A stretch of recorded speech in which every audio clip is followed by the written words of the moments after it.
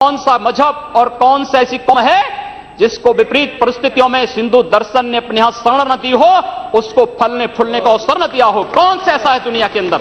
लेकिन आज जिस हिंदू दर्शन ने सबको शरण दी, सबको फलने फूलने का भरपूर अवसर दिया, आज जब उसी के खिलाफ षड्यंत्र होना प्रारंभ होता है तो उसे एकजुट होना तो पड़ेगा ही। और मुझे लगता है इन लोगों के कर्मों का फल है कि पूरे देश का हिंदू जनमानस आज इस बात के लिए तैयार हो रहा है कि उसके खिलाफ आज शासन तंत्र से जो षड्यंत्र हो रहे हैं उसका जवाब अपने स्तर पर देना ही पड़ेगा।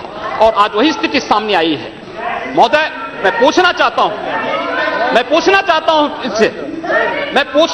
इन लोगों से, जब भारत का मुसलमान हज यात्रा करने के लिए जाता है, महोदय, जब हज यात्रा करने के लिए जाता है उसकी पहचान तब भारतीय के नाम पर नहीं, पाकिस्तानी के नाम पर नहीं, बांग्लादेशी नाम पर नहीं, भारतीय उपमहाद्वीप का जो भी मुसलमान हज यात्रा करने के लिए जाता है उसकी पहचान हिंदू नाम पर होती है, उसकी पहचान भारतीय, पाकिस्तानी या बांग्लादेश के नाम पर नहीं।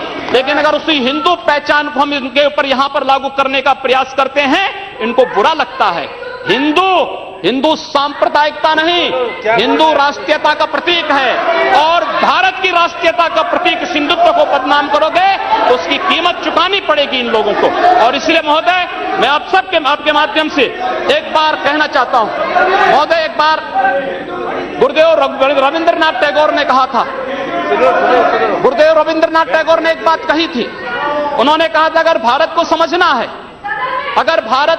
है, बैठ जाइए आप, फालतू बात करते हैं। महोदय, उन्होंने कहा, गुरुदेव रविंद्रनाथ टैगोर ने एक बात कही थी और उन्होंने कहा था कि अगर भारत को समझना है तो मैं भारतीय अस्मिता को पहचानना पड़ेगा, और भारतीय अस्मिता को पहचानना है तो स्वामी विवेकानंद के बारे में आप जान लीजिए।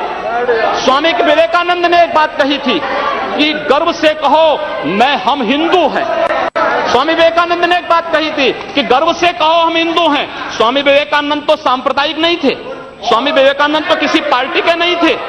स्वामी विवेकानंद ने तो भारत का प्रतिनिधित्व किया था पूरी दुनिया के अंदर, और दुनिया के अंदर जो हिंदू आज पूरे देश के अंदर, पूरी दुनिया के अंदर अपनी सहिष्णुता के लिए पहचाना जाता था, आज उस हिंदू के साथ किस प्रकार का व्यवहार किया जा रहा है, वह कश्मीर से विस्थापित होता है, उसे कश्मीर से निकाला जाता है। एक भी बार इस सदन में चर्चा नहीं होती है, इन लोगों का मुंह नहीं खुलता जब कश्मीर से 3.5 लाख की संख्या में कश्मीरी पंडित निकाले जाते हैं, तब ये लोग नहीं बोलते।